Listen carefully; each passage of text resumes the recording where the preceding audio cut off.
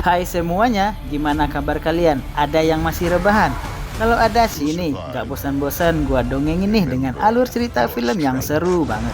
Kali ini, gua akan merangkum sebuah film terbaru berjudul Kingdom of the Planet of the Apes yang dirilis pada tahun 2024.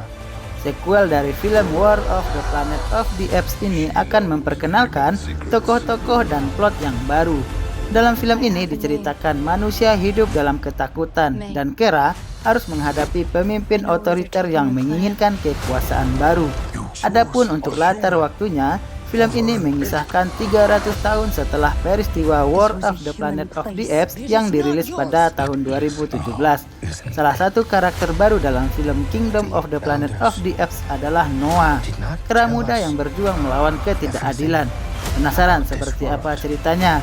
Yuk simak sampai habis ya. Sebelum kita lanjut ke alurnya, silahkan klik tombol subscribe terlebih dahulu biar genap 1000 nih guys. Oke, terima kasih. Di awal film cerita berfokus pada pemimpin kera yang sudah kita kenal. Siapa lagi kalau bukan Caesar? Namun sayangnya Caesar harus tewas karena faktor umur yang membuat para kera sedih dan merasa kehilangan. Dan kepergian Caesar akan dikenang bagi pengikutnya. Singkat cerita, 3 tahun kemudian bumi sudah berubah total, serta manusia sudah jarang ditemukan. Dan kisah akan berfokus pada seekor kera muda bernama Noah, di mana kali ini Noah harus berpetualang untuk mencari sebuah telur burung elang dengan ditemani oleh kedua temannya, yang masing-masing bernama Suna dan juga Anaya. Mereka bertiga mencari sebuah telur elang untuk membuktikan jika mereka kuat dan sudah dewasa. Sudah beberapa hari mereka mencari, akhirnya mereka menemukan sarang elang. Namun di sarang elang tersebut hanya ada 3 telur, sedangkan peraturan dari ketua klan harus menyisakan setidaknya 1 telur agar burung masih bisa berkembang biak. Leave one always, that is the law. Singkat cerita, Noah masih belum mendapatkan telurnya hingga akhirnya ia melihat sebuah sarang elang di sebuah bangunan yang paling tinggi, sehingga Noah nekat memanjat meskipun sudah diperingati oleh teman-temannya. Namun sempat terjadi masalah karena sang induk elang menyadari keberadaan Noah sehingga Noah sempat terjatuh. Namun beruntung Noah berhasil menggapai bangunan di depannya.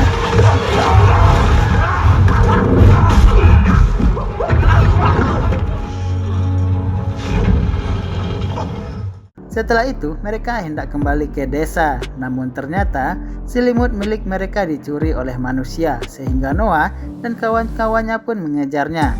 Tapi pengejaran mereka terhenti karena manusia memasuki terowongan dan area tersebut dilarang oleh ketua klan. Maka tak ada pilihan lain, mereka bertiga mengambil kembali selimut Noah dan segera pulang ke desa. Sesampai di desa, Noah dan lainnya disambut dengan gembira karena mereka berhasil kembali membawa telur elang. Tak lupa, Noah juga menemui ibunya, dan ibunya menyuruh Noah untuk segera menemui ayahnya sekaligus sang ketua desa di sana. Setelah bertemu ayahnya, Noah pun memberikan selimutnya dan menjelaskan situasi tadi gimana ia yang sempat bertemu manusia yang ingin mencuri selimutnya. Namun karena manusia dianggap berbahaya oleh mereka dan harus dijauhi, ayahnya kembali memperingatinya. Di saat itu, ayah Noah sangat bangga dengan anaknya karena ia bisa mengambil telur elang karena ayahnya Noah sendiri adalah sang ahli burung. Dan selain itu, mereka adalah klan elang. Dengan pencapaian Noah itu, maka ia sudah pantas menjadi klan elang. Selain itu, ayah Noah memberikan selimut Noah kepada tetua di sana untuk mendapatkan saran. Dan pada akhirnya, seekor kera kepercayaan diutus untuk mengusir manusia yang berkeliaran di wilayah desanya. Malam harinya, Noah yang gabut mendengar suara dari tempat penyimpanan makanan dan Noah berniat untuk mengeceknya. Yang ternyata itu adalah manusia yang berniat mencuri makanan.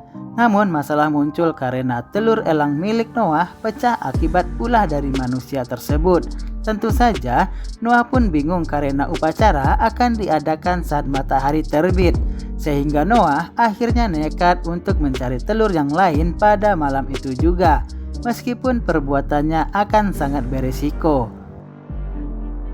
Baru beberapa kilometer perjalanan, Noah mendengar suara pertengkaran antara kera, sehingga Noah yang penasaran langsung mengeceknya, yang ternyata itu adalah kera utusan ayahnya yang sudah sekarat setelah bertarung dengan beberapa kera bertopeng. Namun sayangnya, kawanan kera lainnya datang dan mencium bau manusia dari selimut Noah, sehingga para kera tersebut hendak pergi ke desa Noah dengan arahan kuda milik utusan ayahnya. Pada akhirnya, Noah hanya bisa lari ke desa karena kodenya sudah ketahuan oleh kawanan kera bertopeng. Sayangnya, Noah terlambat karena desanya sudah terbakar. Dan kawanannya sudah dibantai serta ditangkap oleh rombongan kera bertopeng. Mereka semua kalah sebab para kera bertopeng menggunakan alat yang canggih dengan tenaga listrik. Noah kemudian hendak menyelamatkan ayahnya, dan bukannya menyelamatkan diri, ayah Noah malah sibuk membebaskan kawanan burung elang peliharaannya, sehingga satu gorila datang dan langsung menyerang mereka berdua.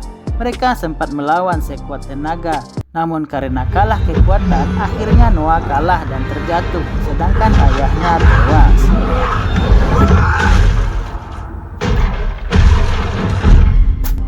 Keesokan paginya, ternyata Noah masih hidup dan keadaan desanya sudah hangus terbakar. Noah juga sangat sedih melihat tubuh ayahnya yang sudah tak bergerak lagi. Dia pun memutuskan untuk menguburnya serta berjanji untuk membawa pulang klannya. Dengan tekad yang kuat dan tak ada pilihan lain, Noah pun berniat menyusul klannya dan melewati terowongan yang selama ini dilarang. Noah kemudian terus berjalan hingga akhirnya menemukan kain milik ibunya. Namun tak lama kemudian muncul badai membuat Noah tak bisa melanjutkan perjalanan dan beristirahat di sana. Keesokan harinya, Noah mendapati burung elang milik ayahnya bernama Eagle Sound. Namun sayangnya ia masih belum mampu untuk mengendalikannya. Noah kemudian terus berjalan dan ia harus berhenti karena melihat kumpulan asap yang dia mengira itu adalah sekumpulan kera. Namun tiba-tiba ia malah terjatuh tepat di lubang api yang merupakan sebuah jebakan. Setelah itu, Noah bertemu dengan orang utan bernama Raka yang mengira Noah adalah kawanan kera yang jahat. Namun Noah mengaku bahwa dia bukanlah salah satu kera yang jahat, akan tetapi ia mengikuti jejak mereka untuk menyelamatkan klannya.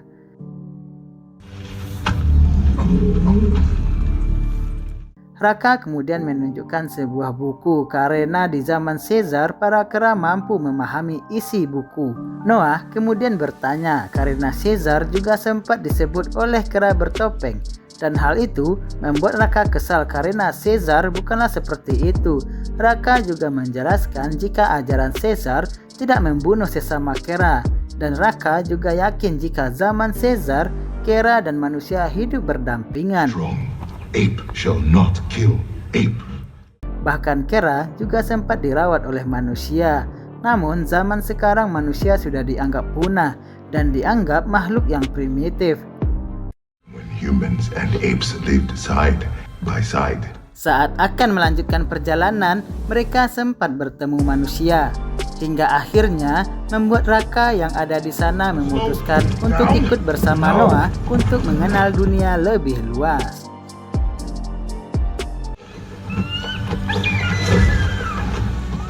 Di malam harinya, saat beristirahat, manusia yang sebelumnya ternyata mengikuti mereka. Raka kemudian memberinya sebuah makanan dan sebuah kain untuk selimut milik ibunya Noah. Meskipun awalnya Noah menolak karena kain tersebut sangat penting baginya. Karena tak bisa tidur, Noah pun berkeliling sekitar hingga menemukan sebuah teleskop yang membuat Noah sangat takjub ketika melihatnya. Begitu juga manusia yang diketahui bernama May. Keesokan harinya, mereka melanjutkan perjalanan dengan mengajak May. Meskipun Noah awalnya menolak, tapi Raka tetap mengajaknya. If Echo comes, she must ride. Namun tak lama kemudian, mereka bertemu dengan sekelompok manusia lainnya. Namun manusia tersebut seperti hewan, tak bisa bicara dan sangat primitif.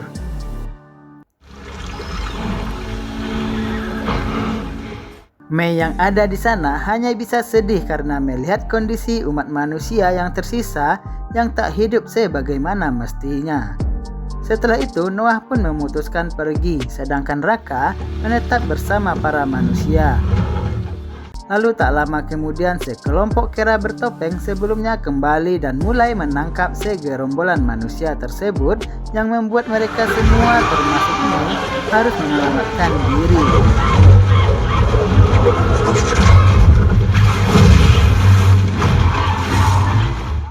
Mei kemudian hampir tertangkap, tapi beruntung Noah yang kembali berhasil menyelamatkannya dan Raka juga berhasil selamat.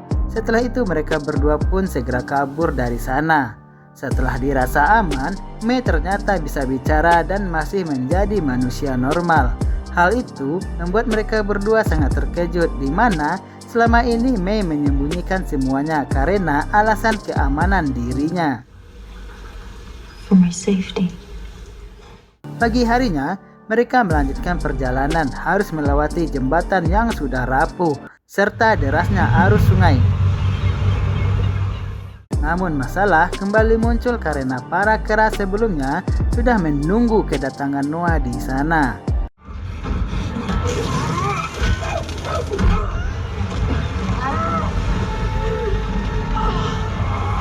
Serangan itu membuat Mei terjebur ke dalam sungai dan Noah terpaksa terpojok. Namun sayangnya Raka harus hanyut ke dalam sungai karena talinya dipotong oleh si gorila. Dan kini tersisa mereka berdua dan mereka berdua dibawa menuju kerajaan kera yang terletak di pinggiran pantai. Lalu, Noah diarahkan menuju bendungan, sedangkan Mei masuk ke dalam bangkai kapal. Mei kemudian dimasukkan ke dalam kamar dan bertemu dengan seorang pria bernama Trifatan yang bekerja untuk kerajaan tersebut. Dan Trifatan berkata kepada Mei agar ia bisa berguna untuk kedepannya jika ingin tetap hidup. Selain itu, Noah juga bisa bertemu dengan ibunya yang berhasil selamat dari serangan malam itu.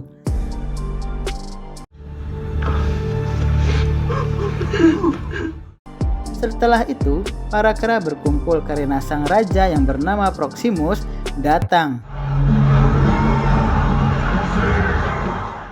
Ternyata, Proximus mengambil nama Caesar dan salah mengartikan ajarannya. Para kera juga dipaksa untuk tunduk padanya. Say his words. Di mana Noah yang ada di sana hanya bisa diam dan tak bisa melakukan apa-apa.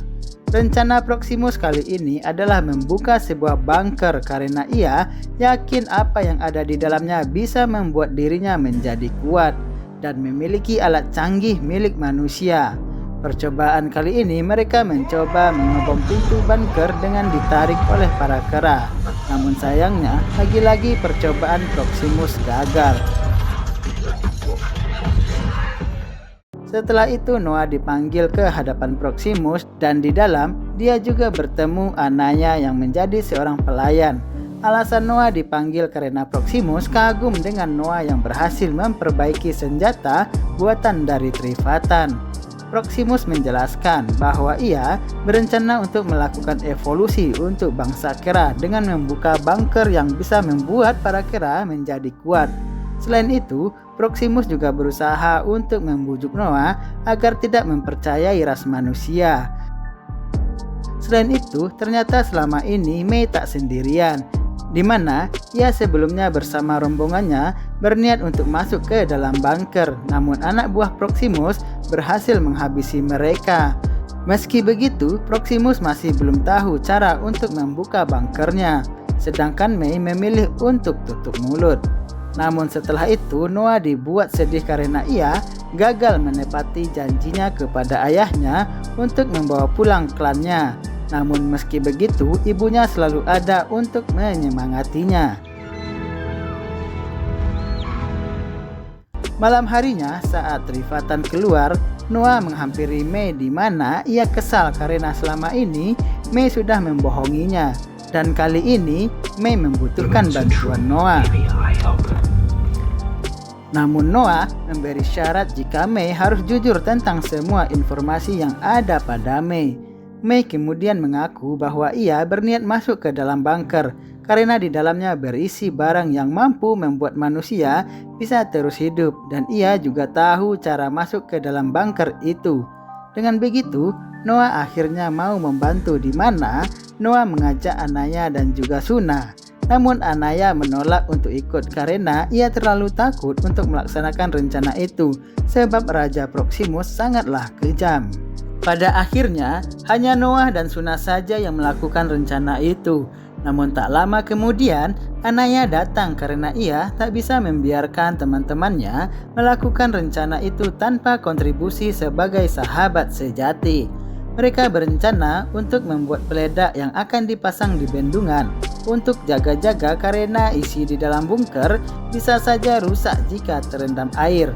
Mereka semua mulai bekerja sama untuk menjalankan rencana. Namun tak lama, Trifatan datang untuk memperingati Mei karena ia harusnya bersyukur bisa hidup karena Proximus. Namun Mei coba mengajaknya untuk bergabung. Namun Trifatan menolak yang membuat Mei terpaksa menghabisinya karena dianggap berbahaya dan bisa saja melaporkan rencana mereka.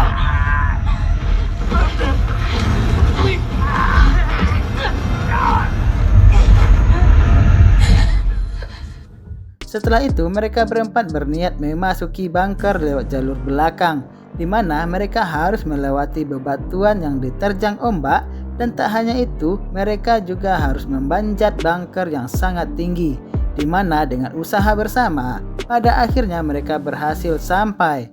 Mereka kemudian masuk ke dalam bunker yang sangat besar, hingga akhirnya Mei berhasil menyalakan daya listrik di dalam bunker. Mei kemudian menyuruh Noah menunggu, sedangkan ia mengambil alat penerima sinyal. Di dalam bunker tersebut terdapat banyak senjata dan bekas peradaban manusia sebelumnya, berupa buku yang terdapat gambar kera di dalam kurungan.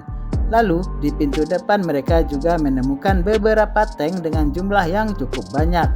Dan singkat cerita, Mei membuka pintu bunker untuk pertama kalinya. Namun ternyata Proximus sudah menunggu di depan, dan ia mengatakan kepada Noah jika Mei sudah berbohong, di mana semua itu dilakukan agar Mei bisa kabur dari sana dan mendapatkan apa yang ia mau. Proximus kemudian mengancam Noah akan menghabisi ibunya jika tidak mau memberitahu rencana Mei di dalam bunker. Namun pada akhirnya Mei langsung menembak anak buah Proximus hingga tewas. Proximus yang kagum dengan senjata tersebut memperbolehkan Mei pergi karena di dalam pasti masih banyak senjata serupa. Namun sebelum kabur, Mei meledakkan bendungan sehingga air laut langsung masuk ke dalam bunker yang membuat semua kera langsung berhamburan menyelamatkan diri.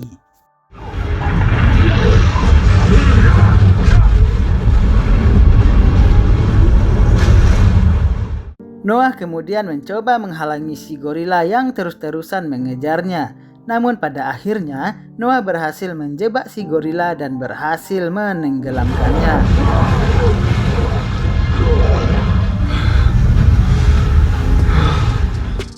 Noah kemudian menghampiri teman-temannya yang ada di atas. Namun tiba-tiba Proximus langsung menyerangnya secara membabi buta, dan tak ada siapapun yang berani melawannya. Proximus kesal karena Noah sudah menghancurkan rencananya bersama Mei. Sadar jika para elang ada di atasnya, Noah mulai bernyanyi untuk meminta bantuan para elang. Semua kera kemudian mulai bernyanyi bersama sehingga Proximus tak bisa apa-apa, dan pada akhirnya para elang mulai menyerang Proximus yang membuat Proximus tak bisa melawan hingga akhirnya terjatuh. Singkat cerita, desa Noah kembali seperti sedia kala. Lalu Mei juga datang untuk berpamitan. Tapi meskipun begitu, Noah sudah kecewa kepada Mei. Terlebih lagi, manusia dan kera tidak bisa hidup berdampingan. Di akhir film disebutkan bahwa penyebab manusia punah adalah karena virus bernama corona. yang kini May telah memiliki obat antivirus yang membuat dia kebal terhadap virus itu. Lalu May memberikan alat sinyal kepada rekannya untuk menghubungi semua orang yang ada di seluruh dunia. Saat sinyal dinyalakan, ternyata masih banyak manusia yang masih normal yang bertahan hidup. Dan setelah itu, film pun berakhir.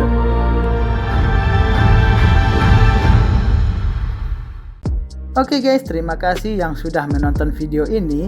Jika kalian suka dengan alurnya, jangan lupa klik tombol subscribe dan nyalakan loncengnya agar tak ketinggalan video-video selanjutnya dari channel ini.